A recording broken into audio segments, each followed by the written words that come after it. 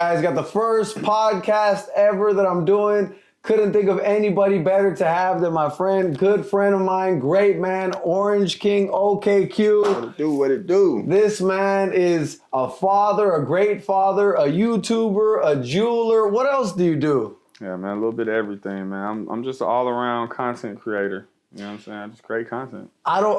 It's rare that I come across anybody that I tattoo that doesn't know this guy. Like, he's had so many videos that go viral. Like, people are like, oh, I saw him. I've been following him years ago. Like, how did that happen?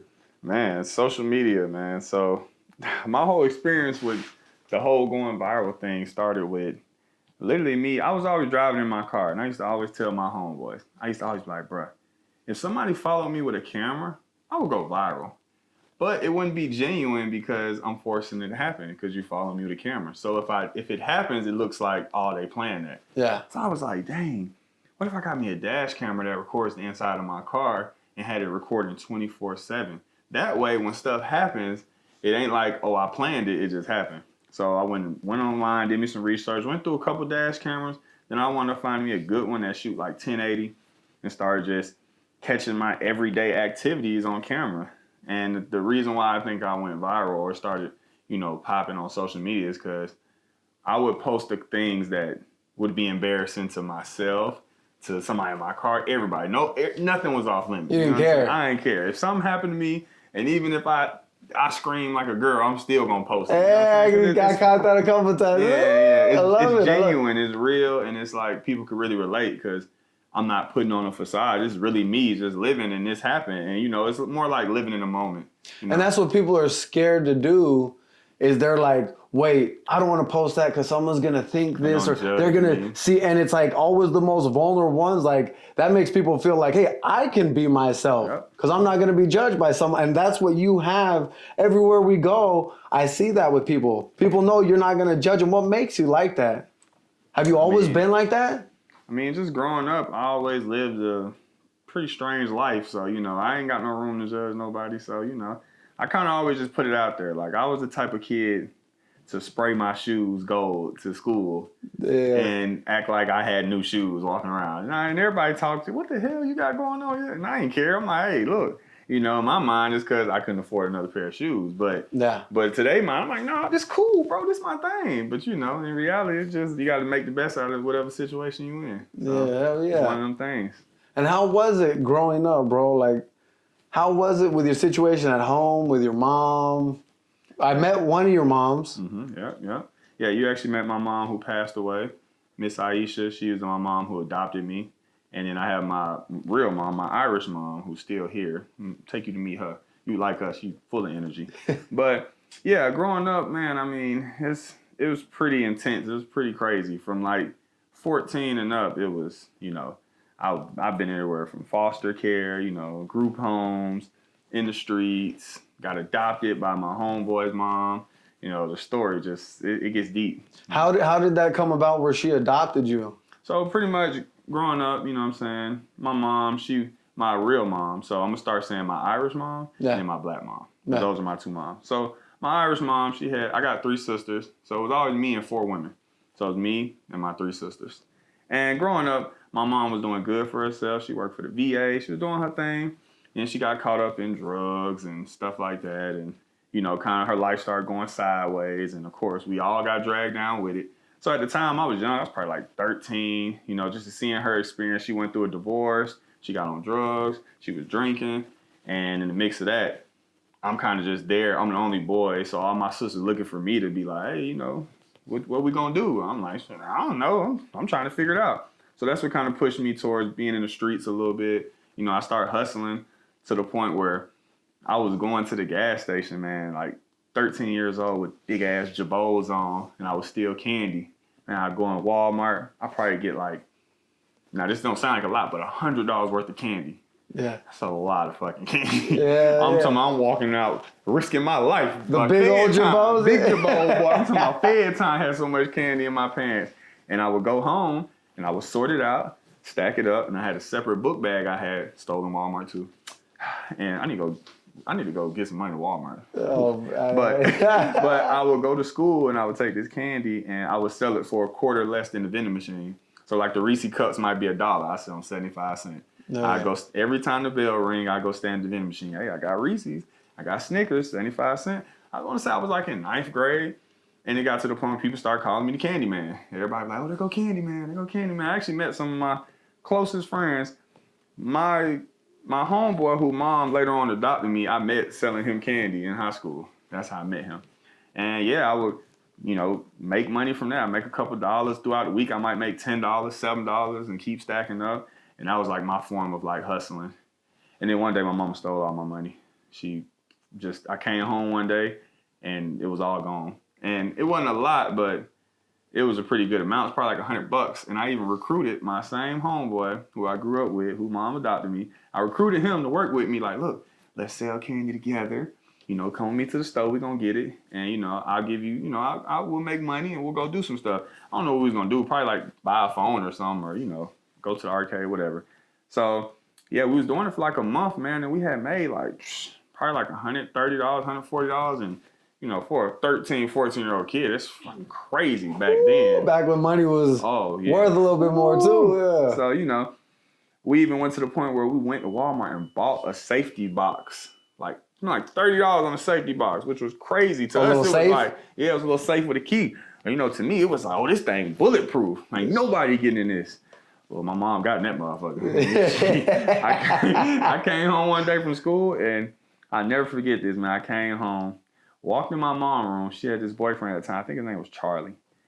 Yeah, man, wherever Charlie at, man, how you doing, man? But I think his name was Charlie. And they was hiding behind the couch in her room. And I was like, Mom, what are you doing? I'm like, why y'all, like, what's going on?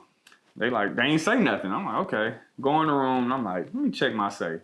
The whole safe gone. Oh, fuck. They ain't take the money. They took the whole safe. Fuck. So, yeah, the hardest thing about that was explaining to my little bro, who I done recruited to work with me, hey, my mom stole our money. Like, come on. You know what I'm saying? Like, what? How do you tell another 13-year-old kid that? But, those were some of the experiences that kind of built me to who I am. You know what I'm saying? That's how I know. When stuff happen and, it could be a lot worse. That's what you always look on the bright side. That's one thing I admire about you. Always, it's rare to see. I've never seen you like any situation bother you, ever. Chilling. Yeah, I mean, I don't see how I could. It's life, man. The longer you spend bothered about something, the more time you lose, and we can't never get time back. So you can sit there all day mad, but that time that you sitting there mad, you just lost this much of life, this much of life. It might seem like a little, but when your ass turn 30, 40, 50, you start realizing, damn, I lost a lot of time sitting there depressed, mad about something that I couldn't stop. It happened. It's done, It adds up. All adds up, man. Mm-hmm. Inch by inch. So what would be the worst times you've had in life? Whew. Like, what was the lowest points you had? Lowest points, man. I mean, I lost a close friend, and I called my cousin. He got murdered. I've been shot before in the knee in front of my rent office. That's a whole crazy story. How old were you? I got shot, I think I was like 17. I had to be like 17. They were trying to shoot you?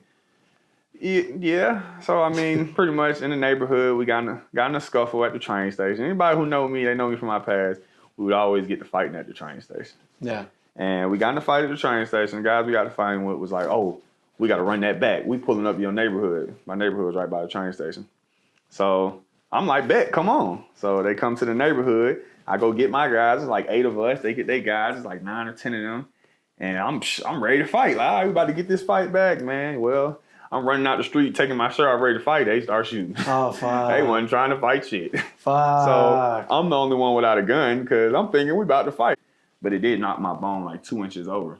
So my knee was swole, so I couldn't walk because it was just like swole as hell. But later on down the line, I was thinking like, what if it was a pellet from the shotgun? Because he was kind of close to me, and he had the buckshot. Wild, the buckshot. Yeah, it would make more sense. And up to this day, I don't know because I never went to the hospital like a regular civilian. I'm just an idiot. So yeah, I wound up. 2 of my homeboys came over there, picked me up. Like, bro, you good? I'm like, I can't feel my leg. Like, I don't know what's going on. So they take me to the house, and the police wound up coming to my house because it happened in front of the rent office, and the rent office lady knew me. They all knew me. So they like, oh, the guy with the orange hair, he stayed right here. In the top. Oh, you had orange hair back then? Mm-hmm. Yeah, I done had orange dreads probably like 12, 13 years. I think probably like about 14 years. What made you pick that color? Man, orange. I know a lot of people want to know that. What makes you pick orange? Everything's orange. When I met you, picked me up in an orange chrome BMW when you picked me up the first time at the airport. So growing up, I grew up in the era of black and white, Crips and Bloods, and then like green, which was money or just other things. So it never really was no shine for orange, in my opinion. I never seen nobody claim it, nobody really do anything with it. Everybody kind of had their thing. You was black, you was white, you was Crip, you was Blood, whatever it was. So as I grew up, I started saying like, dang, I need to create my own thing, my own way, my own family, you know what I'm saying? Because my family was scarce. I didn't really have any family. Like, I didn't really know. I don't know my dad. Never met him. I don't know none of that side of the family. And my mom, she has a big family, but they all kind of wasn't talking to her because she was a little, little cuckoo. So yeah. I didn't really have no connection to them at the time. So I was like, yo, I should start, wearing orange. I don't really see nobody wearing orange. I should make that my thing. I should claim that. So I started wearing a lot of orange. And, it got to the point where my adopted mom, she would tell me, she'd be like, boy, you starting to wear so much orange. You're starting to look orange. She used to always tell me that. Because she's like, why are you wearing so much damn orange? You look orange. And that's the day I had dyed my hair orange. I had the little bitty ass twist, dyed them orange. And from there, I just kind of ran with it. It's always been my thing, always been my color. From when people didn't like it to now when people actually do like the color orange. So you picked it because you felt like it was the least popular color. You wanted to make it something known. Yeah, and something important. I figured nobody cared about that color. It was one of them colors like, why go orange, you can go red. Yeah. For a female, why go orange, you can go pink. Yeah. And I was like, shit, I go orange, I'll take it. You know what I'm saying? I was that one person that, I kind of did go out the way to try to be different. Unfortunately, I was like in that era of like, I'm going to just do what I want to do. I'm going to do it. I don't care if it's not the thing to do, I'm going to do it anyway. Oh, yeah. So, that's how orange kind of grew on me. Speaking of being different, do you think, okay, so you're half black, half white? Mm-hmm. How does that feel? Is that, like, what does that mean to you? Like, how does that, because being around you, we're very similar in that way. Like, we don't see people for race. Exactly. We just see people as people. They're either cool or they're not. Like, how? So, I mean, if I'm being honest, it's a lot more difficult or different now that I'm grown, now that I'm 30. Growing up, I was black. Nobody even considered me to be anything else, And the crazy thing is I stayed in the neighborhood. My mom was Irish, short Irish lady, orange hair, So they all knew your mom was white? They all knew my mom was white, but it was just no question about it because of my living conditions, my friends, my everything. We stayed in the hood, so it was never like, I never really cared. It never mattered that much because, hell, my mom thought she was black at one point. Like, you couldn't tell her she wasn't, So I didn't really get to really embrace my Irish side until I got older, started, doing a little research and start seeing what it even meant, what came with it. So, and truth be told, I don't even know if I'm just black and Irish because I don't know my dad's side. I don't know what his side is. My mom's full Irish, so I'm 50% Irish. I don't really know what the other 50% is. I know it's black because I'm black, but I don't know what it could be something else in there, you know what I'm saying? I don't know. And, as I grow older, now it's starting to get to the point where, like I'm real close to my grandma now, and she's been introducing me a lot of our Irish stuff, like our crescent and all this stuff. And, it's funny because I'm Irish and I never drank a day in my life. And all my Irish side of my family now, when they talk to me, they be like, so what's your favorite beer? And I'm like, well, I've never drank before. Like, what the fuck? You like, what? They're confused. How are you Irish? Yeah. So, now. You've never drank a day in your life? No, I never smoked. I never drank. I never did any drug a day in my life. That, like, one time. Why not? I mean, I just never really seen. Like, how was that? It never just. It was always around you though, right? Oh yeah, my mom. People offered it to you? Oh yeah, all my friends. Man, I'll tell you a story about one time we was riding down the street in a stolen car. We would call it a hot box. Yeah. They was hot boxing the hot box. So hot boxing is when you smoke weed in the car with the windows up. Yeah. But for us, a hot box was a stolen car. So he's like, bro, come get in the hot box. I'm like, bet. I hop in the car. They're hot boxing again. I'm like, oh, whoa. And they pulled off. I'm hanging out the window, driving down the street because I don't want to catch contact.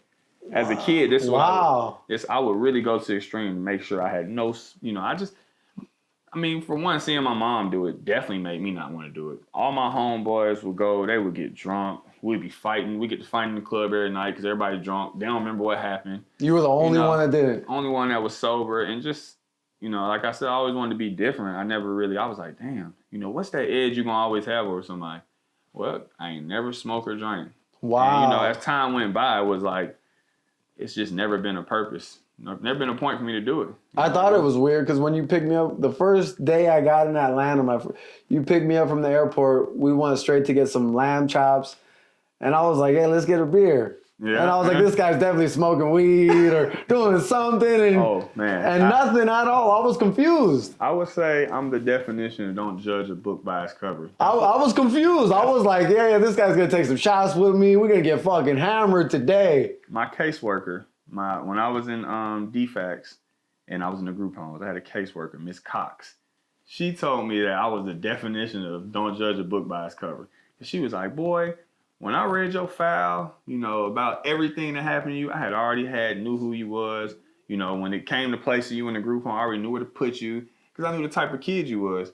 And she was like, when I met you, it was like totally different. Like, you know what I'm saying? And then the fact that's just the fact of just my personality. But then, when you find out this motherfucker don't smoke, he don't drink. And my best friend, Sleepyhead, he smoked 24/7. That's my best friend. You know what I'm saying? Yeah. I've actually been offered, the most I've been offered is $1,300 to hit a blunt. Oh, wow. Every year on my birthday, somebody offered me money to hit a blunt. And never. I never took it. Even when I was broke, I never took no money to hit a blunt. It's crazy. Wow. So, did you when you got arrested, like how many times did you get arrested? Did you get felonies? Ooh. How was it? And then, okay, so you were getting in fights all the time, but you didn't even like to fight though, did you? But you would fight, but you didn't like it though because you have a soft heart, right? Yeah. I'll say out of my group, funny thing is I was kind of always the leader of my group, you know what I'm saying, of my guys. Because like I said, I always wanted to create my own little family. Yeah. Like, a lot of people, they get in gangs and shit because it's cool or it's the thing to do. Me, when I ain't going to say I created my own gang because I ain't a gangbanger, but the police said I created my own gang. So when I did, quote unquote, it was an organization, a family, people with misfits, some guys who was like, hey, we don't got no home, we don't got no family, we ain't got no friends. Well, you got us. Yeah. We are the family, we the friends. This is the group. This is us. This is solid. This is something. It's like going to a damn church. You got your church members. These are church members. Like these are bros. So that's kind of how, that's how I grew up. Like, all right, these my guys. We're going to all wear orange. We all... Oh, you had them wearing orange too? Oh, yeah, for sure. I'd make their ass wear orange. And it's funny because in my group, I had different people. I might have a Crip, I might have a Blood, I might have a GD. And they all wear different things, but they was all in our little group together. So, growing up, that was the family. That was the thing. That was the core. The reason of doing it was to create a family of people that have your back, a brotherhood. Nowadays, a gang is just fucking... People just get in because they hear other people talking about, oh, I want to get in the gang because it's cool. Followers. Yeah, that was never, my thing. And to be the leader of the gang, I was always the youngest. Like all my guys, I was always the youngest, but I looked super old. You always had that beard? I always had facial hairs, always. Since I was like 13, I had full facial hairs. And people swore I was grown as hell. I was not grown. And I would say I was the more softer out of the group. And I would say that because I was the more logical. I was the one that always think it through. I ain't about to think it through if we in the club, we about to fight. No, we fighting. We gonna fight whoever we gotta fight. It is what it is, but I am gonna explain to my boy, you you was wrong. You shouldn't have did that, blah, blah, blah. It ain't that we can't let that be, you know what I'm saying? After the fact. Yeah, after the fact. On the side. Yeah, on the sideline. Yeah. I ain't gonna, hey, hold on, bro, you started. No. I know that, I came with y'all. These my guys, and I accepted y'all just like y'all accepted me. But I would definitely say I was more of the, when it came down to stuff that was violent, I never been the type of person to stomp somebody out and, you beating somebody. No, we get in a fight. Person hit the ground, we done. That's it. We out of here. You know what I'm saying? It's not, all that. We're not trying to hurt you. You're just trying to prove the bigger man. In my opinion, growing up, that's what we was doing. We fighting to prove who the bigger man, who gonna stand the longest. Once a person falls, it's done. We done. I'm not gonna get on top of you and hurt you and try to kill you. Like, hell no. It's just, it don't make no sense. You know what I'm saying? We just seeing who gonna be the better man out of us two right now. Or out of us 50. Whoever we fighting, we brawling. You know what I'm saying? Stuff of that nature. So, yeah, I would say I was definitely the more softer, logical one out the group. And I was the CEO of my group. So you just didn't have any hate in your heart? I mean... I love that. I love that. Yeah, I could never hate another person. Like, hell no. I love that. Yeah. And when you got arrested, you had felonies? Or what'd you get? How many times did you get arrested? Like, I've probably been arrested like 9 times. I've actually did almost a year in juvenile prison. I was actually in a juvenile prison when Obama became president. Yeah. So it was in Sylvania, Georgia. It was for delinquent kids. They kicked me out the county. They said I had to leave the county, which was the cab. They sent me out there as juvenile, about 4.5 hours. And they put you out there so no, you can't, your family won't come visit you, your friends won't come visit you. I ain't had no family anyway, so I ain't give a damn. But as far as hell away, so you out the way. And man, it was really a whole bunch of Mexicans there. A whole bunch of Mexicans, a whole bunch of blacks, a whole bunch of whites, but majority like Mexicans on the like gang banging tip. So mind you, where I'm coming from, I grew up in the clique era. Like, people gang bang, you know, this and that, but I grew up in the cliques. You had your cliques, you had your street cliques, you know what I'm saying? Yerp gang, Black Mob, the fam, all these cliques. Yeah. And those cliques were groups of individuals who call themselves family. So when I went to this little juvenile prison, it was a whole nother ball game because I'm seeing LRZ, 18th Street, fucking, I don't know, MSX. I'm like, and these motherfuckers, they different from us. Like us, we see somebody we beefing with, they be like, yeah, you know what time it is, and you know, we might argue, we might get into it right then and there, but it's all about the situation. Nah, these Mexicans, it was on sight. Hey, nigga, I'm coming in intake. Nigga, what's up, homie? And boom, they fighting in front of the guards. I'm like, oh, what the fuck? Like, hold up, man. You know, it really opened my eyes to a whole different world, because growing up with me, like, we were street, you know what I'm saying? But our street, I ain't gonna say it was more respectable, but it's kind of, you know, you kind of move a little smart. Them motherfuckers move off of straight.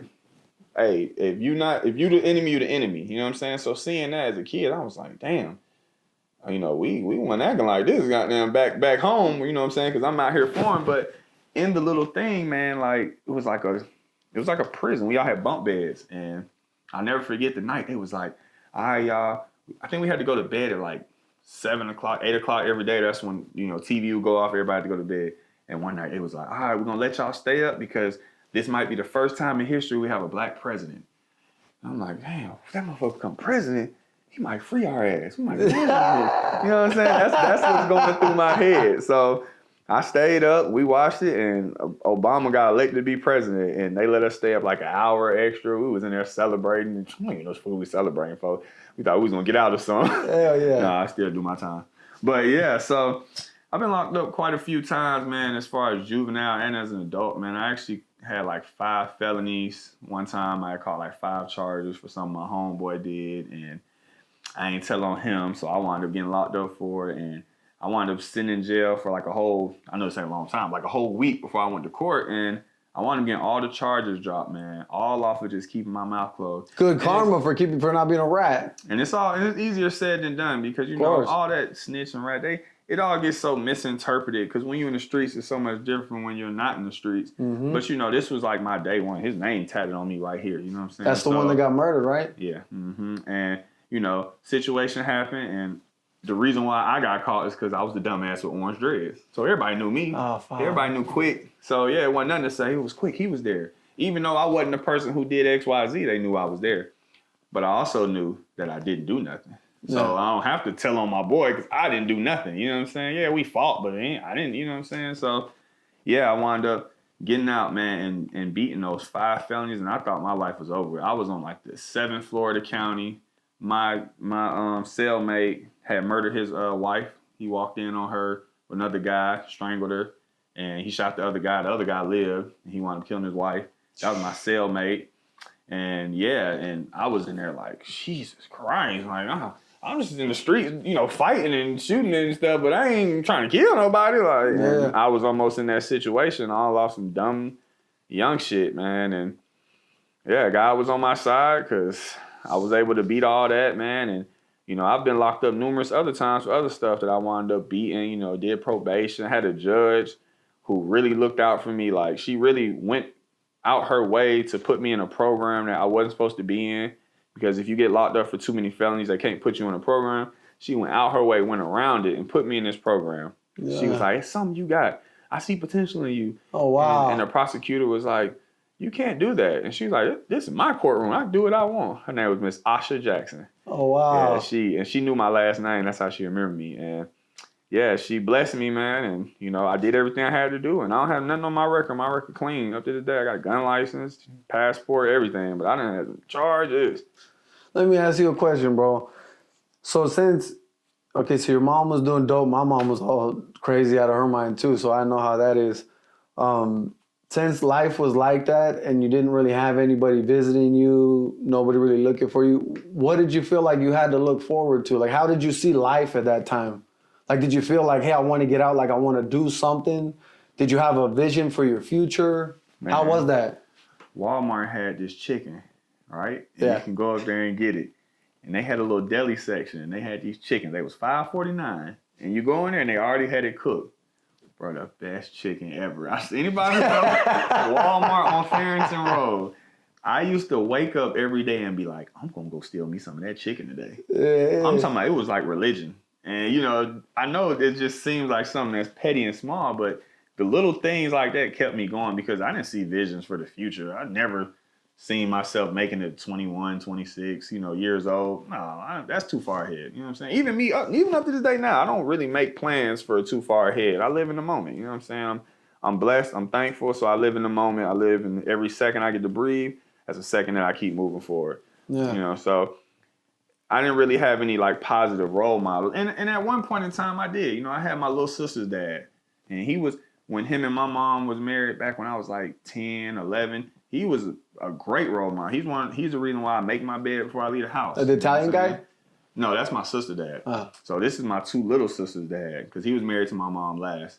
And he did live with us for a while. And he did teach me like certain things about being a man. At the time, I wasn't trying to hear it because for one, he wasn't my dad. And for two, I was just hard-headed as hell. But I did learn I'm a very clean person. And that came from him. You know what I'm saying? I don't leave the house without making my bed. That came from him. And, I learned that from anywhere from 9 to 11. You know what I'm saying? From there, my mom started being crazy, got on drugs, they divorced. I didn't have any male role models. I turned to the streets. All the homies I met in the streets who seen me, those were my role models. Those were the guys I wanted to be like, be with, look up to. And those guys thought I was like 16, 17, not knowing I'm 13 years old. Oh, wow. Yeah, I'm in 9th grade, 8th grade. They thinking I'm in 12th grade, just like them, And of course, I ain't about to tell nobody I'm young. And that's where I kind of got my guidance from, is just other people in the streets, others seeing what they do. You know what I'm saying? First time I stole something out of Walmart was with an older guy. He's like 17. And I was like, yeah, I want chicken. He's like, go get that shit. You want it, go get it. I'm like, I ain't got no money. He's like, well, what else you gonna do? I'm like, well, went up there and we stole that chicken. Boy, I ran out that chicken. I said, oh, this shit feel good. I was able to get it. And, yeah. That's So then where do you think you got it from being such a gentleman? I mean, well, I was technically raised by 4 women. And I say that to say I'm the middle child. All I have is an older sister than me and 2 little sisters. But being around 4 women from 12 to 16, 15, kind of taught me that, I definitely have to look after these women, you know what I'm saying? So all the BS my mom did, I still respected her, you know what I'm saying? I still did everything I was supposed to do. Guy came over, I still tried to, have respect if I could. My older sister was like my mom, whenever she was the one who would pick me up. When I went to jail, she came and got my ass out. I remember I was at Walmart stealing. She had to come get me, you know what I'm saying? And, so being around them, I used to walk my little sister to school every day. I used to skip school because I didn't want my little sisters to walk home by themselves. Because when we stayed at, it wasn't like Compton. Motherfuckers weren't out there shooting and killing every day, but it was still, shit was, went down. We was fighting every day. It was a little knucklehead shit. It was never nothing too crazy, nothing that we couldn't handle. It was kind of like fun in a sense. Like, yeah, we might get to fighting today, but we ain't gotta worry about dying, you know what I'm saying? We might get to fighting cool, but for my little sisters, it was all right. I know I had to kind of be responsible, so I would skip school to go pick them up for school, walk them home. And, that's kind of, I guess, where my gentleman ways came from, because I was essentially raised by women, you know what I'm saying, in a sense. So, yeah. And okay, so with your mom, for example, bro, she was doing dope, stole your money. A lot of people, and you say, I still respect her, which should. Mm-hmm. A lot of people struggle with that. A lot of people are like, oh, my parents did this to me. And, what would you say to people like that? I mean, me, I don't hold grudges for one. You know what I'm saying? Life's too short. You know what I'm saying? I done lost people, seen people come and go. So I can't hold no grudge. Now that don't mean it's certain people I don't like, you know what I'm saying? I don't want to be around them, but I don't hate them. I don't care, to see them wrong. And my mom, she did a lot of messed up stuff, and growing up, I would always kind of blame her growing up, like, well, I make excuses like, well, my mom did this. And, as I grew up, I started realizing, man, you got to be accountable. You know what I'm saying? Hold yourself accountable because responsible for your shit. Your mom might have been on drugs, did this, but she still made sure you had a roof over your head. And you survived. You stayed alive. It was 100 million roaches in the pantry, but it was a little bit of food in there. Yeah. You know what I'm saying? So you got to really look at the little things. You know what I'm saying? My room was the, what's the when you open the door? Patio. Screen door? The patio. My room was the patio. Yeah. So we had a 2-bedroom apartment. My mom's room, all 3 of my sisters in one room, and I had the living room. But I was just such a creative person. I turned the patio into my room. Yeah. So, I made it insulated, put a little carpet down. I got a twin bed that I found at Walmart. I found everything at Walmart. And I put it in there, and I made that patio into my room. So, I was grateful for that. When I come home from school, I'll be happy to go to my little patio, because it was a sense of freedom and I got a patio, now I got a room, not just the living room no more. And I created that.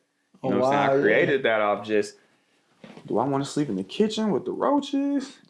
I don't want to sleep in my sister's room. I'm definitely not going to my room. The bathroom is occupied. Ain't nobody using this patio. It's storage. Moved everything out, made that my little room. And man, from there, I was ecstatic. I had that sense of, I'm going to get me a little, I ain't have no TV or nothing, but I'm going to get something to put in here to make my own. So I use that to kind of hold on to something. You know what I'm saying? You got to find the little things and hold on to it. And you know what I'm saying? I went to a friend's house and he had a fucking computer in his room.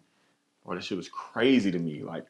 I went to his house and his name was Dash, man. It was my best friend growing up. And I couldn't believe he had a fucking computer in his room. I mean, he had a TV too, but a computer was crazy. You know what I'm saying? I've never really seen a computer in someone's room, let alone a kid. You 16 with a damn computer. Yeah. Nigga, we didn't even we had one TV in the house, and it was in my mama's room. So, it was crazy to see that.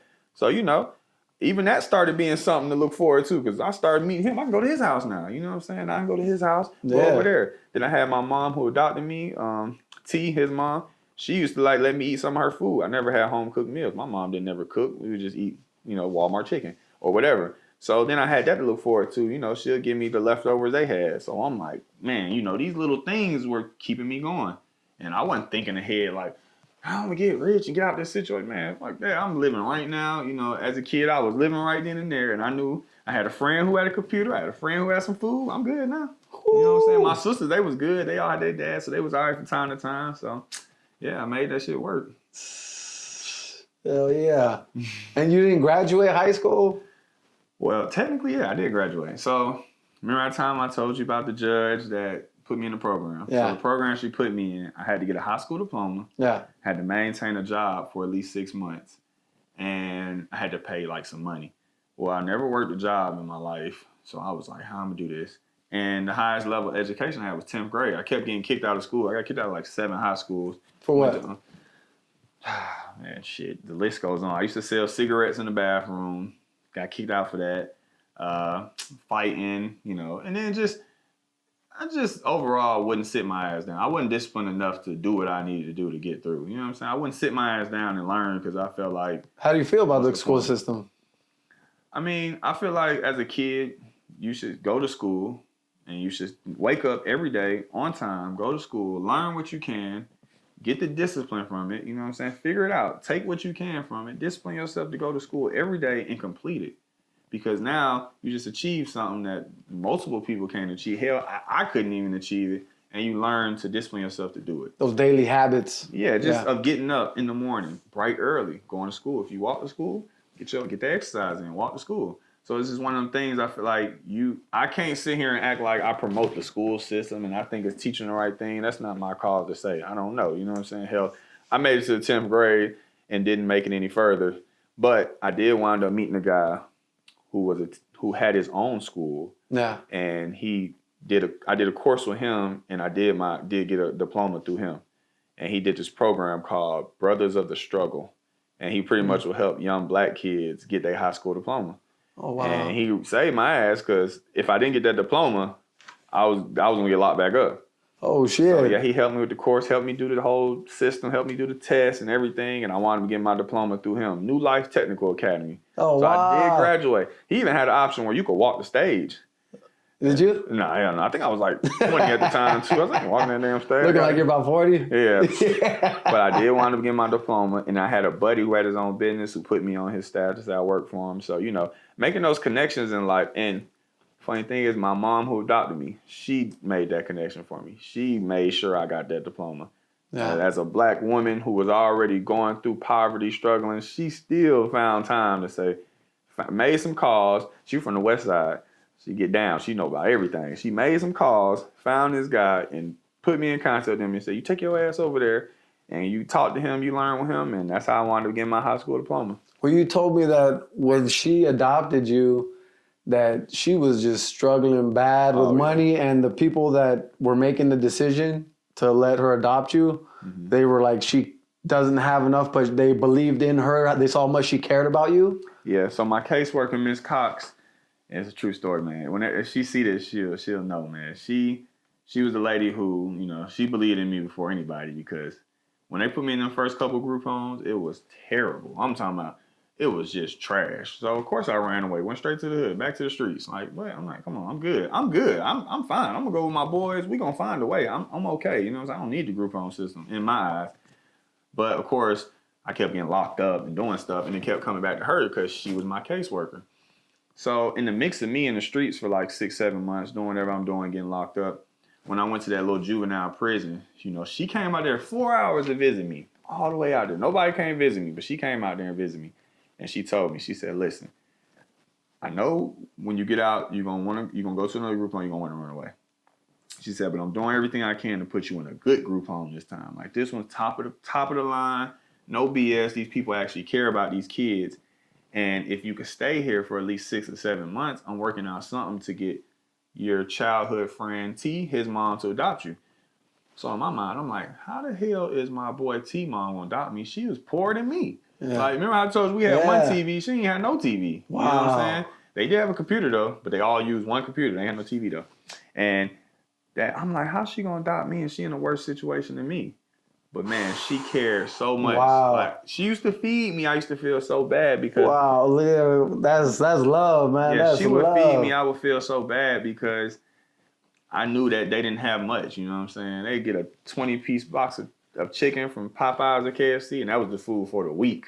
Yeah. You know what I'm saying? And she always said, you come over here and eat too. And I used to be like, come on, she you get your ass over and eat. She did not play. You know what I'm saying? She was on top of it. And she told me she was working out. She said, listen, I know that she technically can't adopt you because she don't make enough income. Yeah. But she said, I'm trying to put you in a program where they can pay her and she can adopt you. And it'll be we can make it work.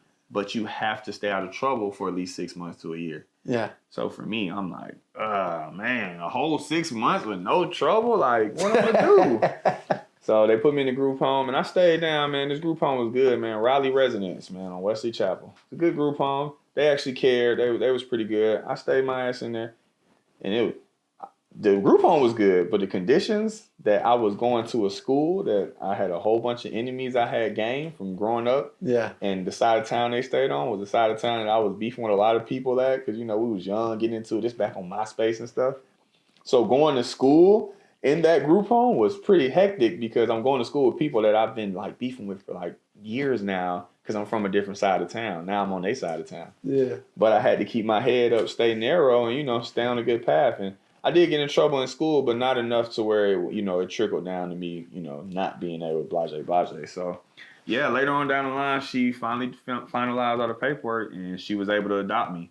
And that's how my black mom came around where I always called her Mom Dukes, you know what I'm saying, in the neighborhood growing up. And then she actually became my mom. Like, she adopted me. And her and my mom were actually cool. Like, she accepted my mom, too. Even after all that, she still liked my mom. Still talked to her. They were close, so. She just had love in her, huh? Oh, yeah. She was sweet. I'm glad I got to meet her, man. And when she was in the hospital. Yeah. I brought, and she told me, she said, damn, that's a good person right there. She said, I want you to keep him around. She was writing because she couldn't talk. She had stopped being able to talk when she was in the hospital. And she wrote to me and she told me that you was a good person. And she was like, She said, I really enjoy his spirit. That's what she said. Oh, wow. And she wasn't even spiritual like that. Like, she never, like, she talked about God, but not like spirits. For her to say that was kind of major. I was like, damn. But yeah, man, that lady's so sweet. I can't even possibly be mad in life because I always think about her. Like, I really, like, I used to get on her nerves too, boy. Like, I would really get on her nerves. But, you know, I definitely, you know, anytime I feel sad or something, I just think about her. And she always was, man, we used to talk shit, man. So let me ask you something, bro. Okay, so that's like, don't hear more love than that from somebody. So you losing her, like how is that? Like, what would you say to someone that's lost somebody? You know what I mean? Like, do you struggle with that? Like, how do you look at that situation, bro? It's kind of hard to say because I don't really, growing up, I kind of wore my emotions on my sleeve from like 0 to 14. I was an emotional kid. I was a light skin. Like, I always had a point to prove. I'm fighting whoever say something about me. I'm fighting. I'm gonna show you that I'm not no bitch. Blah blah blah. That was me. And then, you know, as I got older and started having stuff happening, I kind of not hid my emotions, but learned how to control them. You know what I'm saying? So, you know, throughout life, a lot of people that's close to me tell me that I'm not that emotional of a person. And, you know, I used to take offense to it. Well, no, I never take offense to it, but I should take offense to it. That's what people tell me, but I don't really let it bother me. But I don't really, like, you know, express my emotions a lot to where it's like my anger, my mad, my sad. You know, that's for me to enjoy and not enjoy. And I'm not going to push down nobody else. The only thing I'm pushing on somebody else is to be happy, be positive. That's it. That's all they need from me. So everything else, I kind of handle it. So when my mom passed, I accepted it. You know what I'm saying? I accepted it because when she was on her deathbed, she actually was like, you know, trying to leave it up to me to decide. And, you know, she got 4 kids. It's 4 of us. And, you know, they like, hell nah, we ain't pulling the plug. And I'm like, I'm with y'all. You know what I'm saying? Yeah. But then I'm talking to her and she's like, you know, she don't want to leave because she want to still take care of them because she's just so sweet. And I'm like, nah, your kid's good. You know what I'm saying? I'm going to be good. They're going to be good. It's all right. So, you know, I kind of accepted it. In the moment, I'm kind of like, everybody else is sad and crying and you know what I'm saying? I can't be in the mix of that. Somebody got to be the one to be like, nah, it's okay. You know what I'm saying? Have something to look forward to. So throughout life, I adopted that lifestyle kind of with everything. You know what I'm saying? I always kind of try not to be so emotional. I try to. But you feel it, though. Oh, yeah. I mean, I feel it. Yeah. But it's for me to feel and for me to enjoy. It's not for me to put on other people. Yeah. And, you know, as a man, I cannot project my feelings on another man, another woman, not my kids, nobody else. As a man, I have to accept what God gave me and deal with it. You know what I'm saying? And be strong for everybody else. Yeah. You gotta get through it, man. You gotta. A man should be strong for everybody, for the whole family. You gotta set the example. You know what I'm saying? And if it's a burden on you, it's a burden on you. It's not a burden on everybody else. So do you feel like I see how you are with your kids, bro? Like not just on social media, which is great. I've seen it in person, like how beautiful you are with them. Is that, you think, from her, the love she gave you, made you like that with them? Or what makes you so loving and precious with your kids, how you are with them, man? I mean, I don't think it's no right way to raise a kid. So, you know, I go at it with that life, with that life. I don't think it's a right, correct way to do it. I honestly don't think it's a correct way to live life. I don't think nobody could say, you have to do this to be great. You have to do this to be a good person. No, I don't think it's one path in any situation in life. So I don't look at it like that. I take it day by day, hour by hour, second by second. So when my kids do things, and, you know, like my daughter and stuff, yeah, I react how I react because I'm thinking about it right now. You know, I'm taking everything I learned and I'm putting it and I'm filtering what I can and doing what I can to kind of be the best parent I can be. Whether that comes off as like, you're doing this right, you're doing this wrong, I just kind of accept it and do it. So with my kids, you know, I just kind of keep it real with them. And I give them that respect that I ain't going to say was never given to me because I didn't have a dad, you know what I'm saying? But I give them that, like, hey, I'm just keeping it real with you. This is authentic. I'm not going to sugarcoat it and try to, you know, this and that, but I will to a certain extent. I'm not going to tell my daughter, you know, this. Oh, you stink. You need to take a shower. No, of course I'm going to figure out a way to make it make sense. But I try to be as real as I can. And I take it second by second. And, you know, that way, yeah, if you mess up, you do something wrong, you know, it's life. You know what I'm saying? You took it second by second, so now you get minute by minute to make it right. So. Because I saw, like, when we were out eating the other day, she wasn't on her phone. she was just there in the moment and just nice and kind? Like, do you consider yourself more like her friend, more her dad, or a little bit of both? Like, how do you do it? Because you're doing a great job. I see it, you know? Oh, my daughter is weird because she's my only girl. So with our relationship, I do try to be as close as her best friend as possible, but I can't help but be her dad. So I'm always on her ass about, you know, hey, why you trying to do this? Why you trying to do that? And, you know, to her, we so close that she don't get offended by it, but she do. She's a little girl growing up. So she's like, oh, you're kind of harsh. You're being mean, you know? And I'm just like, well. Somebody got to do it, and it's going to be me. Yeah. You know what I'm saying? I ain't going to let anybody else be mean to you, so I'm going to do it. So, you know, it's kind of one of them things where I can't really explain how to do it because, you know, some people might say I'm doing it wrong. You know what I'm saying? Some people are like, no, you should let her. You know, I got in a big debate. I did a video, went viral about me tripping on her for putting extended nails on. And I'm not a lady, so I can't tell you if that's fine for their perspective. But from a male perspective, I don't think that's fine. I think she can get her nails painted, but I didn't want her to put extended nails on. But her mom let her do it. So it's constantly a fight of, you know, I can't say what's right or what's wrong. I can use my input on it. Yeah. Now, you know, I'm not going to make her take her nails off when she get in the car. No, you know what I'm saying? It happened now, sweetie, but I'm going to let you know how it feels so you know how it affects me. And if you care about me, then maybe you'll adjust yourself. You know what I'm saying? If you don't, it's cool. You'll get it together one day. You come out like that. I love it, man. I love it, bro. And so you used to drive around, you used to steal cars, right? Okay.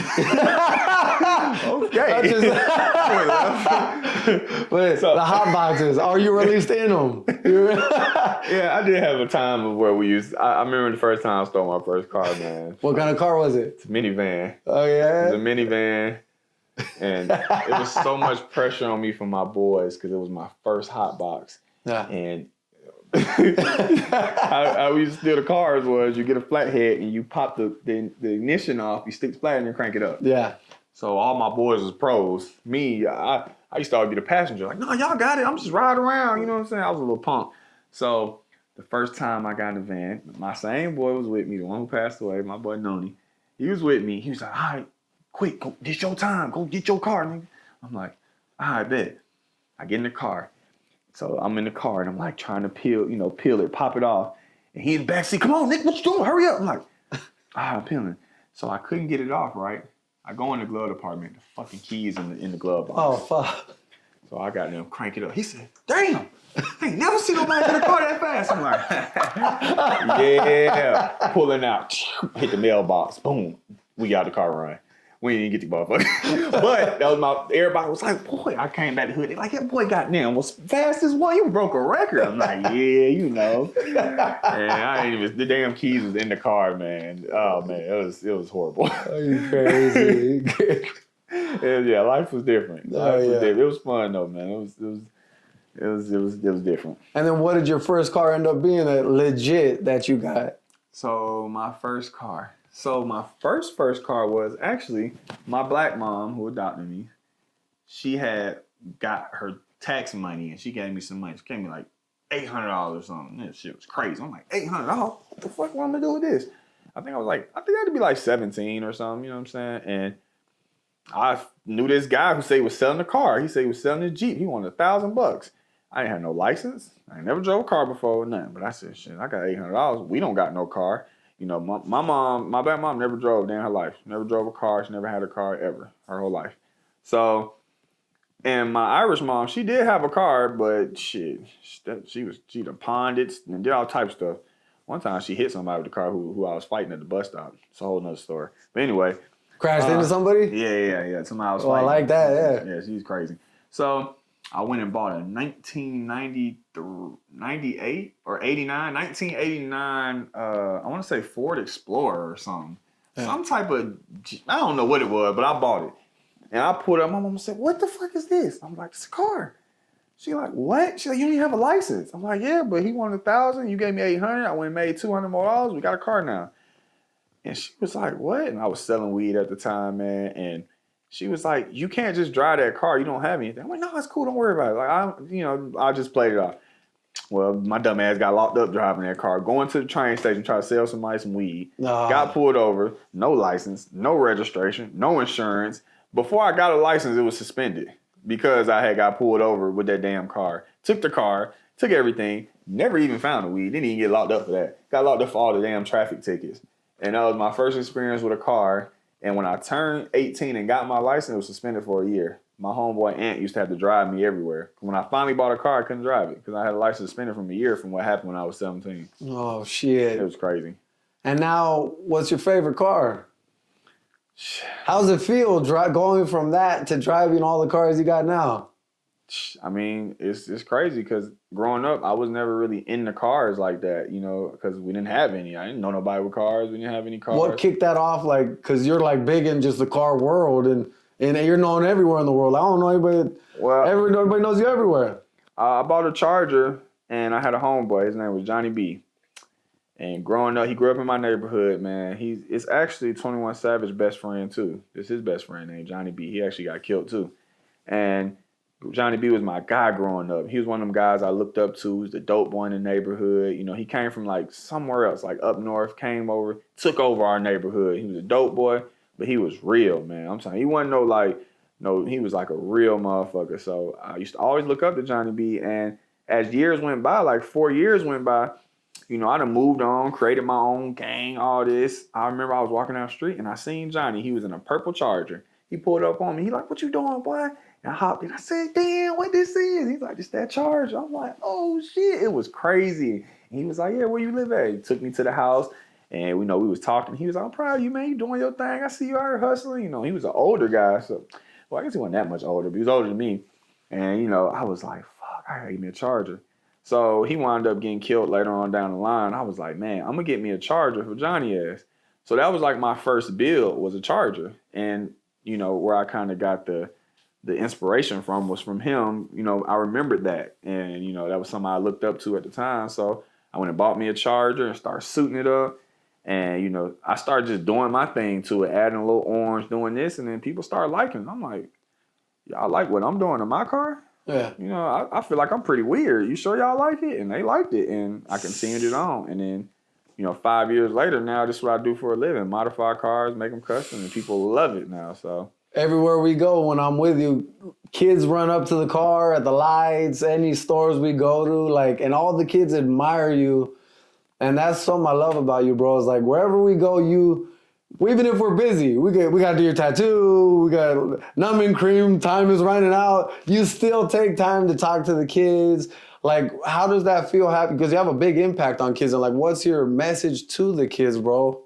Oh, man, don't give up, man. Don't give up and don't worry so much, man. I want to say it's hard to say that, but it's not because I did it. But I give people the benefit of the doubt because I lived a different life. You know what I'm saying? My life was different. My mindset has always been different. So it's hard for me to give people advice because how I look at things, it's a lot to put that on somebody. The shit I went through, the life I went through, how I engaged things, the stuff I went through and survived. It's hard to put that on somebody and say, "Oh, just don't give up. Be happy." It ain't that easy. You know what I'm saying? I understand that and I know that. So, I tell kids, I tell them the traditional things, chase your dreams, don't give up, be respectful, be kind. And the number one thing I say is just be nice to somebody. Yeah. Because you never know who's going to turn around and be nice to you. There's so many people in my life that, they helped me get to where I'm at. It's been times where I've been running from the police and I've seen people and they could easily been like, "Hey, this the motherfucker y'all chasing?" And they was that one time you told me about? And they was like, "Go that way, boy. You better go that way. The police over here." And they don't know. I could have been a damn rapist, serial killer. They don't know. And they still just off seeing me. They just was like, "Hey, go ahead." So that was a nice gesture. Whether they should have did what they did or not, it was a nice gesture. So I tell people, be kind to people. You know what I'm saying? Be kind to people in your worst. When you feeling bad, when you're going through it, be kind to people. I remember sleeping at bus stops, waking up, talking to the bus driver when the bus started back running. And the bus driver like, "How long you been out here?" I'm like, 5-6 hours. "And you sitting here talking to me?" And I'm like, "Yeah, I've been waiting. I've been sitting at the motherfucking bus stop for 5 hours. Yeah, I'm talking to you." So, just be kind, be nice, and just know that it's never too late. I think a lot of people think they get in a situation where they don't have enough time. "Oh, I got to do this. I'm getting old, this and that." But, take it how you want. But sometimes you got to live day by day, minute by minute. So don't worry about it if you think you don't have enough time. You got 24 hours today. You know, make that time work. Make that 24 hours work. I love that. And, you know, that's why that's like my message to the kids. And, you know, just don't grow up too fast. Enjoy the small things because they ain't going to be there forever. I love it, man.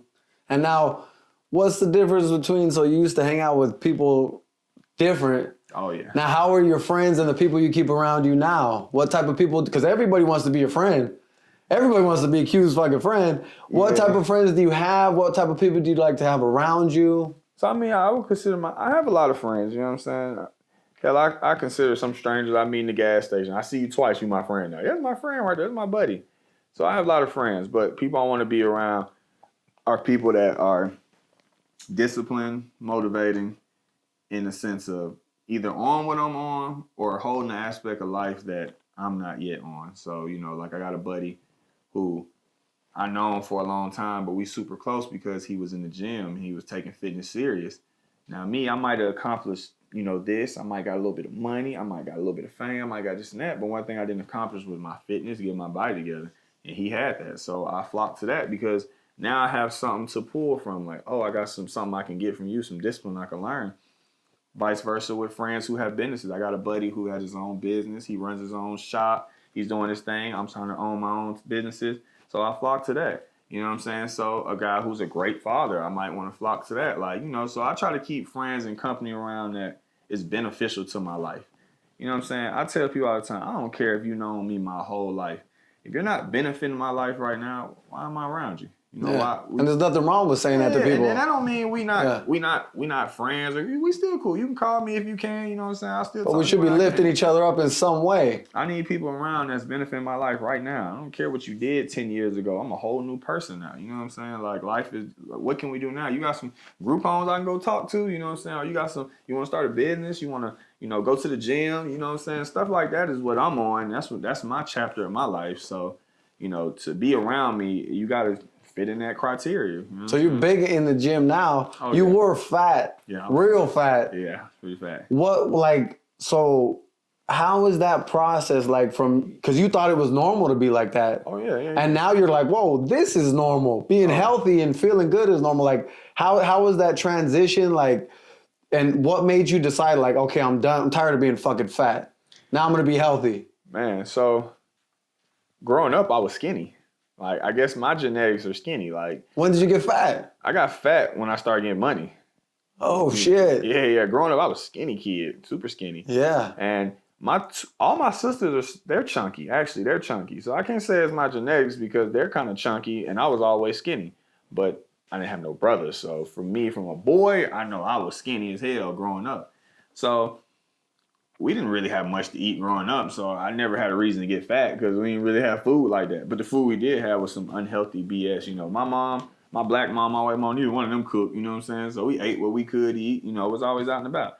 So I didn't understand the concept of, you know, nutrition, none of that, protein. And I never knew what none of that was, probably till like 3 years ago. You know, I'm 30. Yeah. So, you know, I drank a lot of soda growing up because soda was cheap. It was cheaper than water at one point. So we would get soda and we would get juice. And, you know, I always felt like, let me tell you my number one excuse was I would eat a lot of candy, drink a lot of soda, a lot of juice. And I would always say, well, I don't smoke, I don't drink. So this is my high, my sugar high. It was always my thing.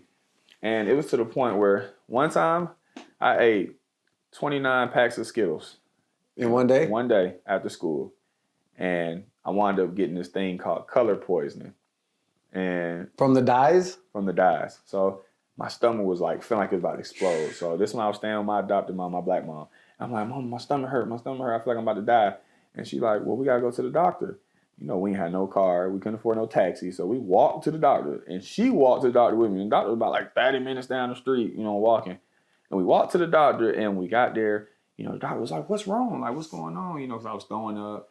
And I'm like, I ate 30 packs of Skittles. She's like, what the fuck? Like, she didn't know. I didn't tell her.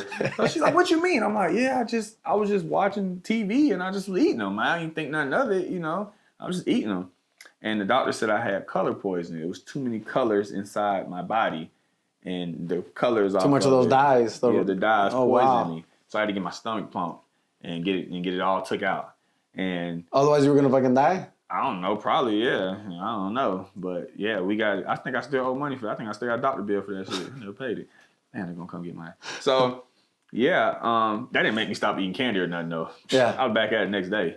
But there's just some crazy shit that happened to me that I look back and be like, God damn it. So, I didn't start realizing about like taking care of my health till I got older. And when I started getting fat, I didn't know I was getting fat because everybody was like, boy, you eating good. That's the thing. That's the slang. Boy, you eating good. Boy, you got down, you getting money. You get fat, you getting money. No, you fucking getting lazy. You getting undisciplined. And you eat anything you want to eat at any time thinking, and that was my mindset. Mind you, growing up, I couldn't eat what I wanted. I'd go to Walmart and steal that chicken. Yeah. But I couldn't eat no steak. I couldn't eat what I wanted to eat. So when I started getting money, first thing I did was ate everything I wanted to eat at whatever time, you know what I'm saying? And didn't think nothing of it. And then I started getting social media going, so I wasn't moving around. I'm on the computer, I'm on my phone, and I'm eating.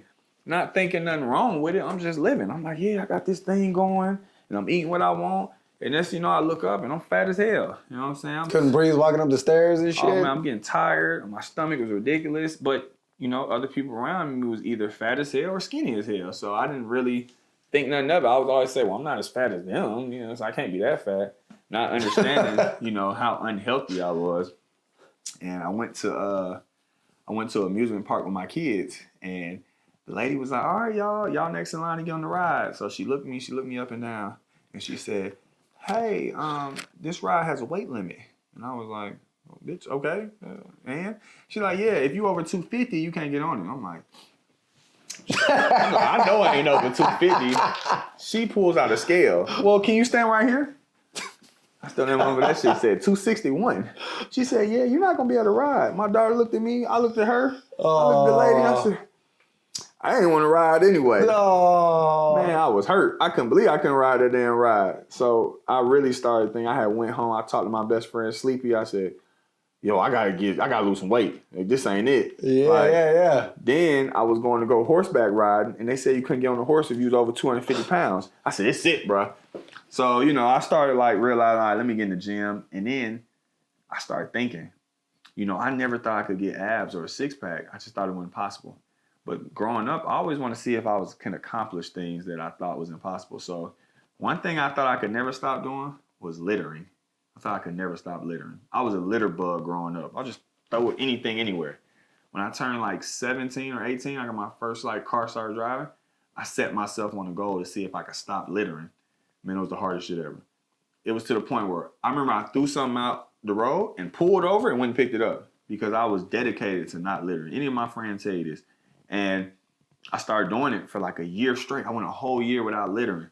And then now I don't litter at all. You know what I'm saying? I don't litter. I don't do that. But it took me so long to build up. And I started doing it because I felt like littering was one thing I couldn't stop doing. Yeah. So I was like, let me push myself to see. Because I had accomplished a lot of stuff. I started getting money. I started getting a bond with my kids. I was getting the girls. I was doing my thing. So I was like, shit, I'm good. Yeah. But I was like, what's something I can't do?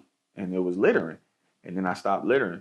So I used that same thought process when it came to losing weight. I said, well, damn, can you get a six-pack? Can you lose weight? Can I really lose 50 pounds?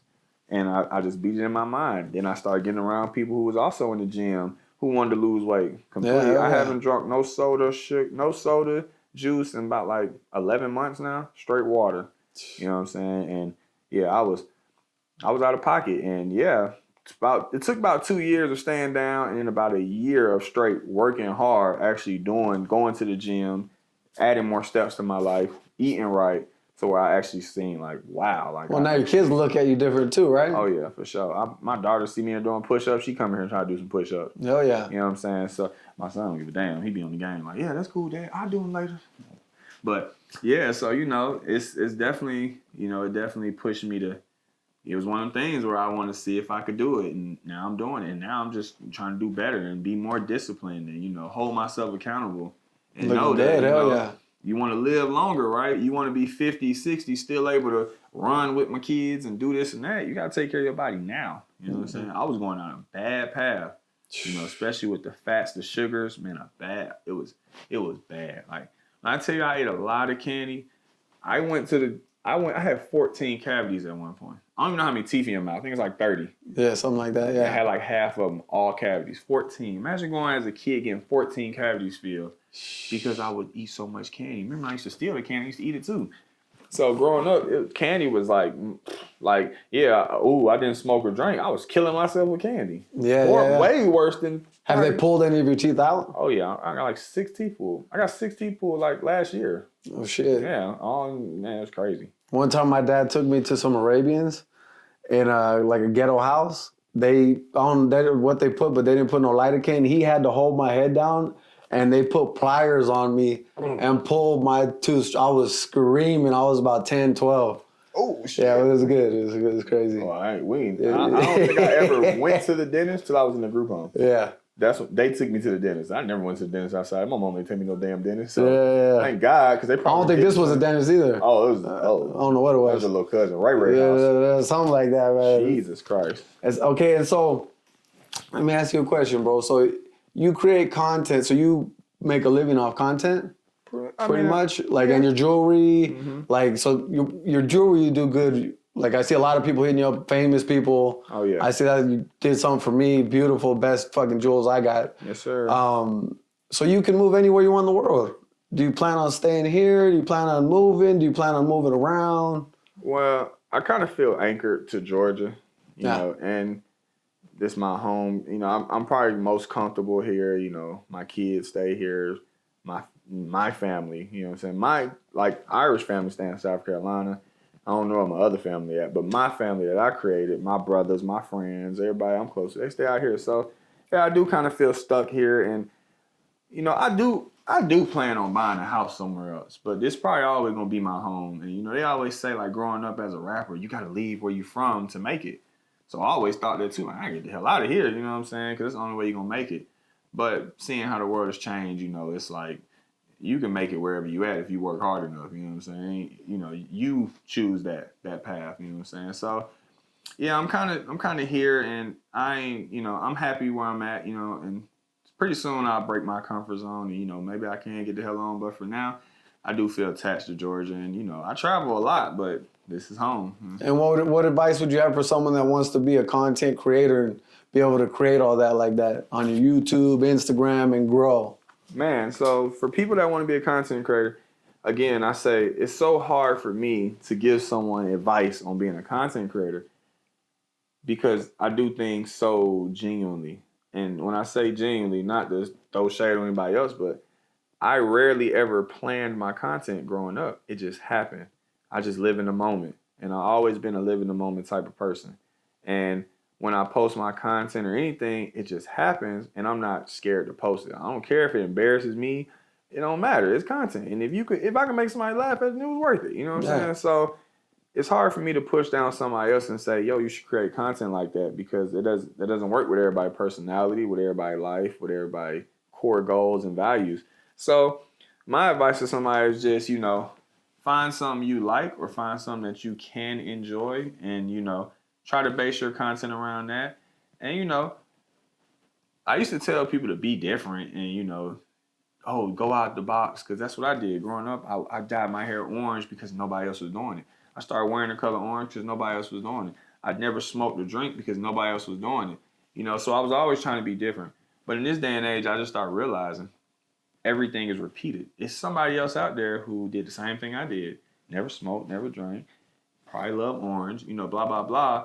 And I'm just reincarnation of them in a different sense. So it's nothing wrong with doing what someone else did as long as you could put your own twist on it, you know. Be authentic. Make your own identity with it. You know, don't copy somebody. Do your own thing. It's okay to, you know, get you a dash camera and go record you some content, but make it your style. Make it your thing. You know what I'm saying? Create you some content.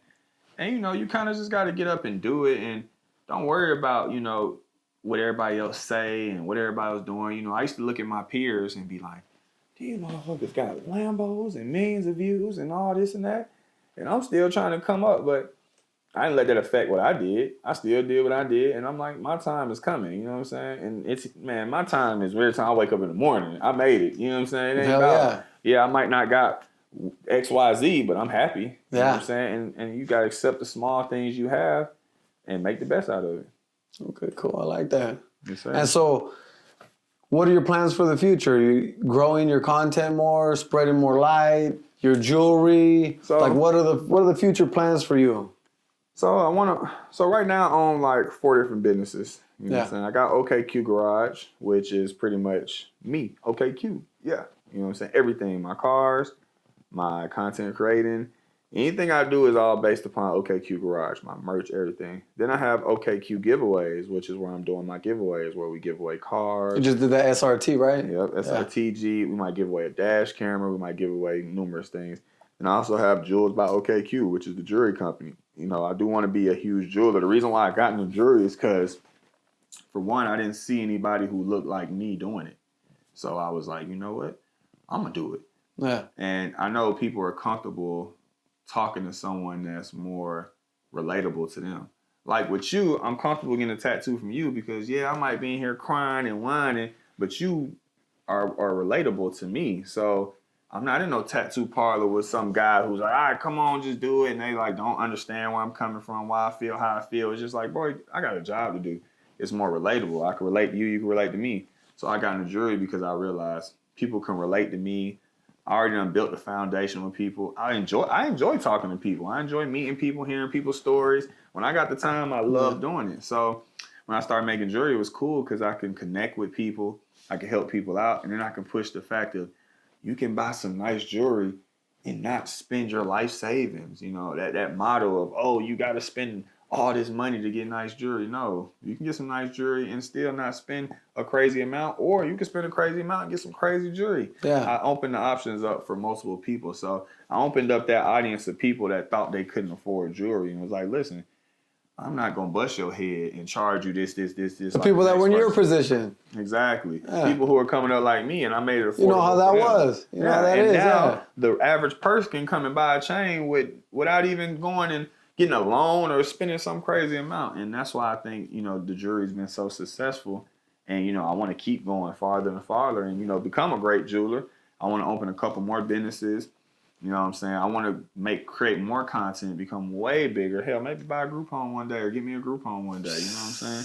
So, yeah, for me, the future is just, I hate to say it, but I live day by day. So, you know, I'm hoping I can be the biggest jeweler, the biggest content creator, possibly get in some movies, possibly own 7 business. Can't wait to be a millionaire. But for now, you know, I'm just happy with waking up tomorrow. Oh, yeah. And, you know, we'll go from there. And how many tattoos you got? Man, I stopped counting when I met you.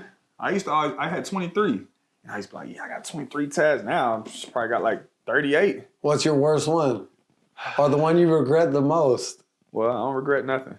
Yeah. What about the one on your chest? I don't regret anything. Let me see what that says. I don't regret anything because it happened. And if it happened, it's meant to happen. What's it say that you're loose? So I got a tattoo tatted when I was like 15. And it says, can't win for losing. And it's supposed to be can't win for losing. Because growing up, I always felt like I was against the odds. Man, I swear to God, I used to always say, I can't win for losing. Bro, I get caught stealing some chicken out of Walmart. I get caught locked up in dumb shit. I couldn't get the girl I wanted. I couldn't do this. So I always felt like I cannot win for losing. Yeah. And that was my favorite saying. To the point where I said, I'm going to go get it tatted. And God showed my ass. He said, okay, since you want to go get this negative ass, dumb ass shit tatted, I'm going to really tat it on. I'm going to really make sure you can't win for losing right now. Oh, he did it. He did it on purpose? Oh, for sure. 100%. Or you don't think he was just stupid? He taught me a lesson. Oh. Yeah, he showed me how stupid I was. Oh, shit. Yeah, he taught my ass a lesson. Oh, I like that. Because my tattoo artist at the time, when he put it on me, he said, hey, bro, this right? I looked down. I said, what you mean? He said, can't win for losing. It's right. I said, it look right to me, nigga. Shit. I think I was in the 9th grade or something then, 10th grade. I'm like, yeah, it look right for me. I ain't thinking nothing of it. And he tatted that shit, and he tried. He did try, because he asked, and I got it tatted. And I was we made a video that night, turned up, went home, got on MySpace, new tat, who this? First comment, what it say? I'm like, what the fuck you mean? What it say? You can read it. So I type it. I'm on the computer. Can't win for losing. I'm like, wait a minute. Why losing coming up like that on the computer? You know, they got spell check on the computer. LOSING. But I had like 8 comments on there. Hey, dummy. Hey, what the hell? I'm like, oh shit, man. I had to delete that shit. Never posted it again. I said, wow. And you know what I started telling people? I really can't win for losing because I couldn't even spell it right. Wow, and that's how you good. know when you got a negative thought, you shouldn't act on it because then you'll get in the situation I got in. I had a negative thought and I wanted to tat it because I felt like it was real. Yeah, and I made it real. I spoke it into existence and didn't even get it right because it was a negative thought. So you shouldn't act on negativity. You know what I'm saying? So when you're having a negative moment, sit back, take a chill pill, relax, find you something to be happy for because you might do something that permanently will scar you for the rest of your life. Yeah, because the way you treat yourself, the way you talk to yourself in life is the way things come about, right? Yeah. Now you do it different. Oh, yeah. And now you just win all the time. Win for can't losing. I be doing it. Well, this was good, bro. We're going to do another one soon, brother. I love you, man. Hey, look, this is the first time I ever opened up on the internet and told people these stories. Not that I don't want to. I just, people are so happy with who I am that I never really project how the shit I went through. Because I don't want nobody to look at me and feel bad for me and feel like, oh, that's why he made it. Nah, you know what I'm saying? I really wanted to do this because I know what you've been through. Mm-hmm. And I know a lot of people that are going through something similar and they just feel like there's no way out. And it's like you're a perfect example of what a human can be and what a human should be in many ways because of you're a great father. You're always nice. You're always kind. You're always looking out for people. You're always, man, you've done so many things for me, for everybody you come across, you know. So I love you as a friend, as a man, as a person, you know, and I'm proud of you, bro. Well, if I wasn't who I was, I want to attract people like you, man. So I appreciate you. We're on the same shit. This was good, man. We're going to do another one soon, my brother. Let's do it, man. I appreciate you. Thank you, guys. Yes, appreciate it. Let's go. Let's go. That one right there. You got to point at that one. Pointed at that one. Hell yeah, that was good, man. Thank you.